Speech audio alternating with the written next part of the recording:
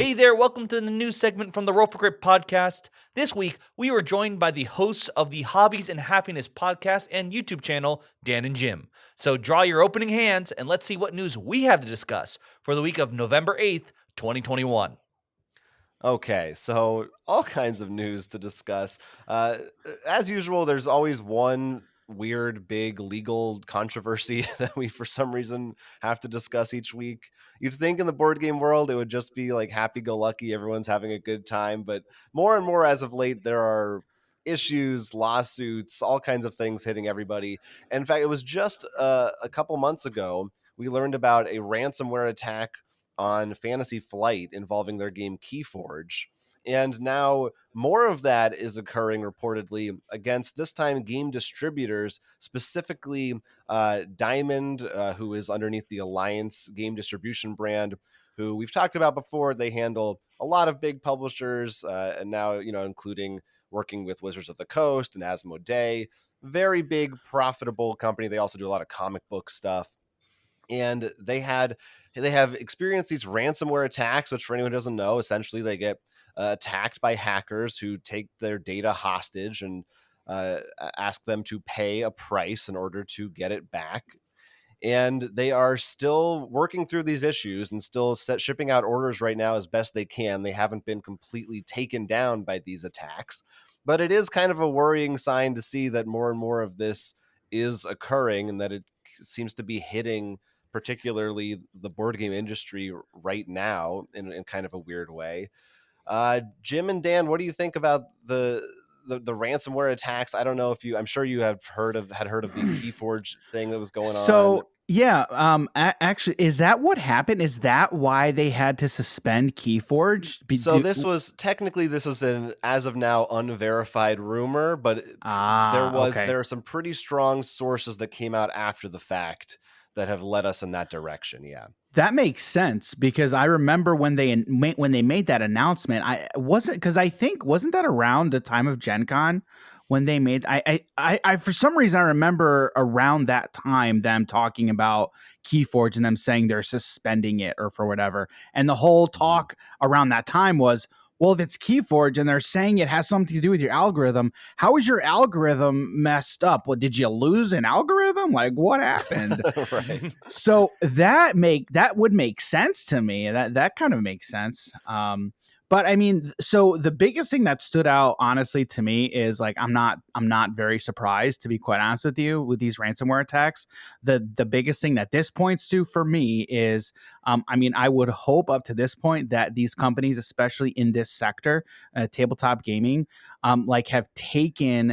have taken up to this point internet security like seriously. And if they haven't, well, hopefully now they're going to, because it's the world we live in, unfortunately. And like with everything going digital, and so much of our business going on the internet, these companies really have to invest heavily in internet security, essentially. And so that's what this points to me. And these are never going to go away. And that's the unfortunate thing, is stuff like this is never going to go away. And so these companies just need to invest a lot of money into securing securing their data, to be honest. Mm-hmm. Yeah, I think that, so many companies from different industries some have been faster than others in terms of adapting to new technology. And it kind of makes sense in a sad way that board games might be one that's a little bit slower, since it's so analog centric. Right. What do you mean it's not cardboard? Yeah. Will, I feel like after the Keyforge thing, I feel like you said, this isn't the last we're going to see of this. I feel like this maybe isn't a surprise. Yeah, but I feel like that's like saying the ocean tide's going to come in. I don't think it's like some I give you credit. Amazing. But now I just have like a tinfoil hat, because I think it was just today I read that like Magic's new set, the set boosters for it are being delayed, and said because of shipping and other issues. Now I'm like, was it because of this? Uh-oh. Yeah. Because we don't know what's going on now? Or am I going to have to worry every delays 50% of the time someone's hacked the company? I feel like now, with everything going on in the world, like the whole shipping delays is just the entirety of the shipping sector. That's just been I mean, that's just been a nightmare. But honestly, I mean, Will, I never thought about the whole Keyforge thing being tied to something like this. But I mean, you're totally right. It makes total sense. Yeah, and of course they would put everything on OneDrive and be like, "Oh, it's fine." You know? Yeah. Yeah. Oh God. The silver lining, the good news is that nothing. It did not affect, according to them, customers or any of their financial data. So at least like anyone who worked with them, retailers, publishers, they don't have to. They're not worried about credit card numbers or anything like that. It sounds like it just mainly affected their systems and everything. Yeah, I mean, I assume a credit card kind of attack wouldn't hit like a distributor. They'd be going for Target or something, you know, where you're more likely to get more cards. But this still is. I mean, it's a worse time too. Once again, we're in the holiday season, so this is going to cut into the availability of anything tabletop related even more. Yeah, that's true. Like that wasn't enough of a problem already. Yes. Yeah. It's just continues to be this one even more so weird. Well, maybe not as much as Keyforge. That one's really weird, but just in my head, I'm like, if you're a ransomware guy, one of those ransomware guys, like it's just not who I would think of that you would go after is the board game distributors. Well, you have to look at it. The board game industry does have at some point make enough money that it's appearing in major stores. Yeah. Well, especially it's small enough, especially after 2020. I mean, especially after how big this industry blew up due to COVID. But it's also just small enough. Like if they hit Ford, that the FBI wouldn't hit them in top tier list or something. Yeah. Like it's probably just it's another ransomware attack. Put it behind the other 5. Right. Yeah. You shoot low enough for funds, and it's like, all right, we're not really going to look into this. Yeah. Speaking of which, someone make this a board game you play, and you got to choose targets and for the lead, balancing risk and stuff. Whoever makes the most money wins. That's victory points, right? Yeah. One thing I did find interesting in this story is they say there was a survey by New York Magazine that found that over half of these ransomware victims this year did pay to regain access to their information, but only a quarter of them regained full access. So what that points to me is honestly, these companies really need to up their security systems to make sure stuff like this doesn't happen. Because once you pay, these criminals they've got no reason to give you back your data. Right. You know what I mean? So that's my biggest takeaway. The main reason, quote unquote, would be that when they hack someone else, they know it's a worthwhile investment. Yeah, because they know these people are going to pay. Yeah, that would be so. I imagine the bigger of a hacker you are, the more likely you will free it, because it's I have a reputation to protect here. Yeah, I may be a thief, but I have honor, and by that I mean I want the next people to pay. Yeah. But no, it is. But once again, even if you get all the security, it's still going to come down to all they need is Bob from accounting to make his password fluffy. Yeah. Yeah. Hey, that's my password. Don't give that out. I'm gonna bleep that. Yeah. And it should be pointed out again that we're talking about it from a board games perspective, but they do also handle a lot of comic books and other stuff. So there's a lot more at stake there. And kudos if it is true, which I think it is, that the Keyforge thing was a ransomware attack. Kudos to Fantasy Flight for reportedly not paying them. And that's, they stood their ground and said, we'll just deal with it and rebuild it.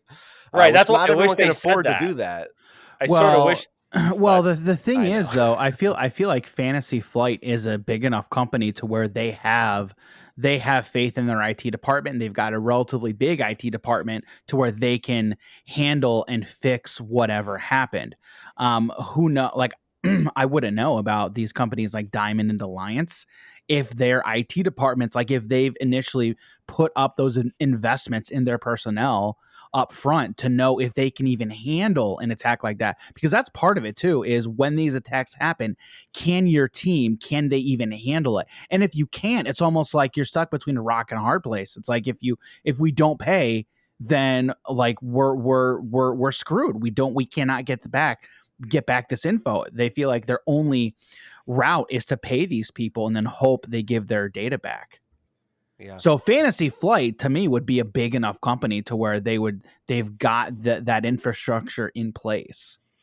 But you'd think with Netrunner they know how to defend themselves. True.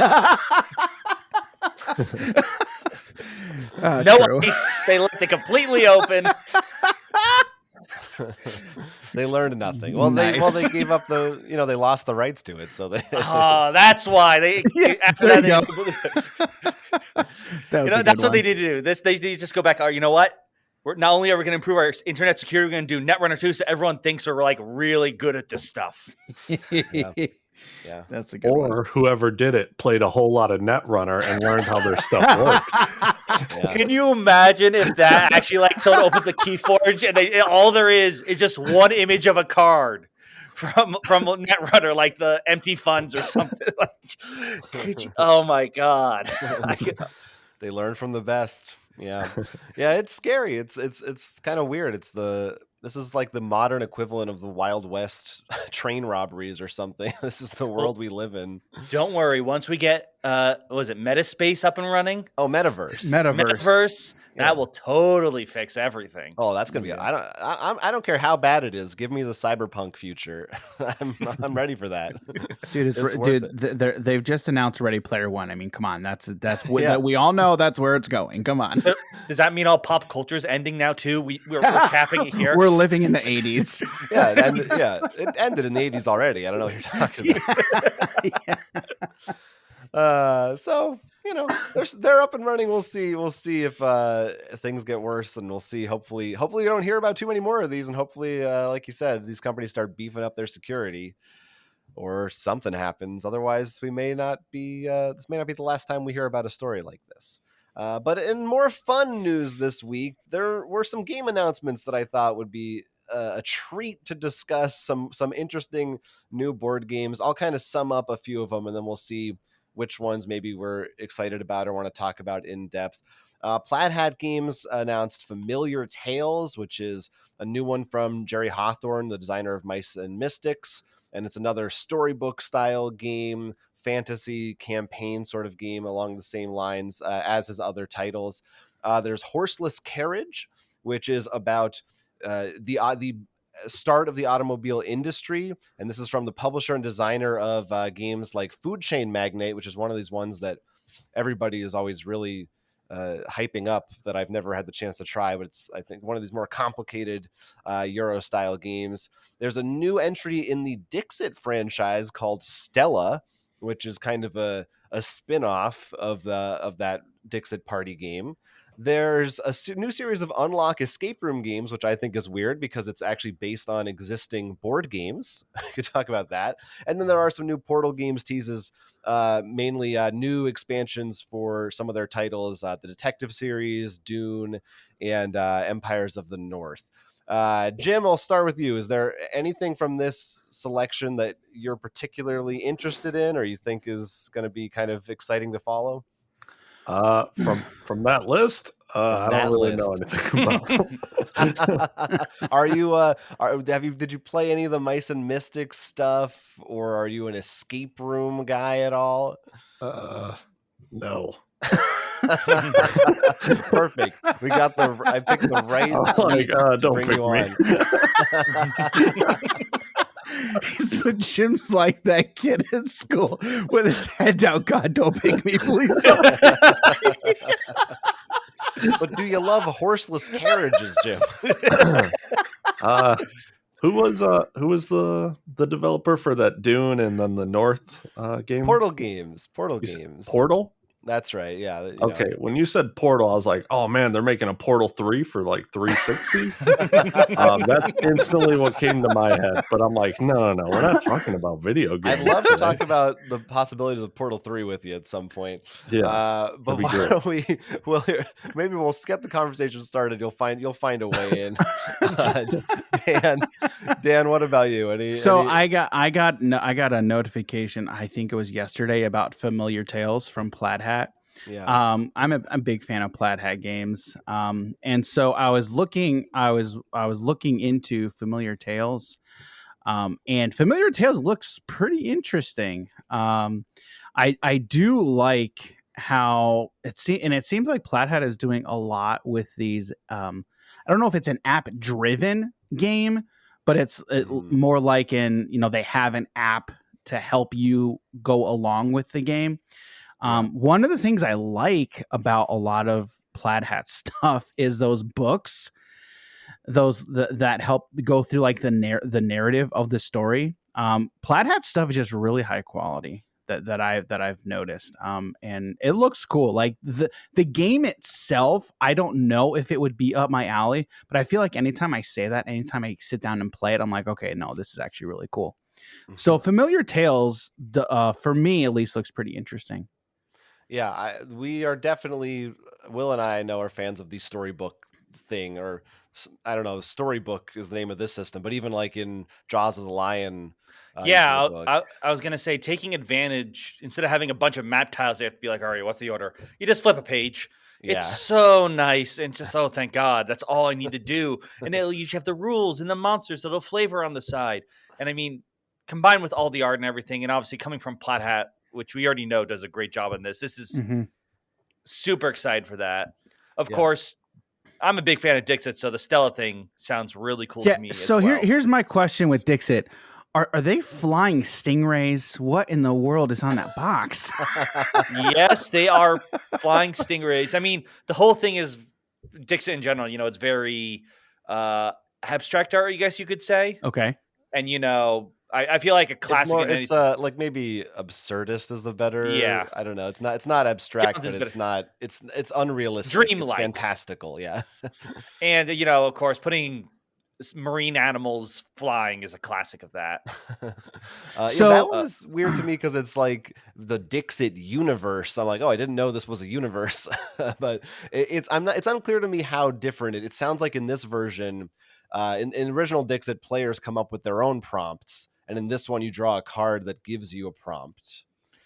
Yeah, and it seems like there's multiple at once or something. Yeah, so it's a different spin on it.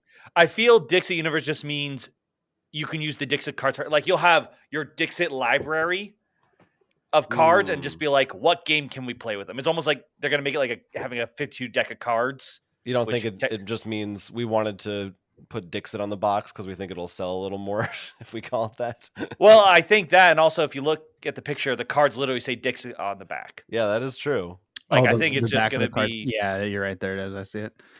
Which, I mean, that works. I mean, it's sort of like how we said you can use Mysterium cards in Dixit. What was the other one? Oh, the Portal one. The one I'm really curious about with that one. I know he said he brought these up before, but possibly. Obviously, the detective one, story related. Curious about that. But the Empires of the North. For those who don't know, this is sort of like a different, heavy. Maybe to me, it feels a bit more Euro than his previous version of Imperial Settlers. And it had groups like your Aztecs or your Egyptians.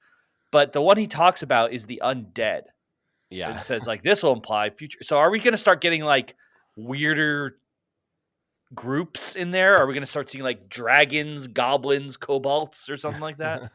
Yeah. I don't know how that's going to be. Well, and I think there was some speculation I saw that also that, they have a Stronghold undead game, so maybe there'd be a tie-in to that universe as well. But we'll soon get Dune and detective groups as well.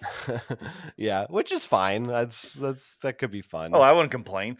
Yeah, it wouldn't be my first choice, to be honest with you. I kind of like that those games are a little more they aren't fantasy because every battle card game is fantasy. But it's fine if they're separate and you don't have to buy them if you don't want to. Did he in that video? Did he talk about what that Dune House Secrets game is? Oh yeah, well that's we actually got a copy of that. We haven't tried it ourselves yet, but it's if you're familiar with the detective games, it's a narrative cooperative game where basically you're following a story and making choices, but it's set in the world of Dune, obviously this one. Oh, okay. Okay. So yeah, it's not it's not quite, it's not like an escape room, but it's like there's like a mystery solving thing. Oh, okay. Yeah, that I loved Dune. So that immediately I'm like that intrigues me immediately. Yeah. And then you say escape room, I'm like, oh, if that's what it's like, that should be very interesting. Yeah. And speaking of escape rooms, I need to talk about this Unlock announcement. So Unlock is a series of escape rooms. They all use apps, and I've found them hit or miss. Some of them are better than others. There's a bunch of them, and they've also done licensed versions. There was a Star Wars Unlock.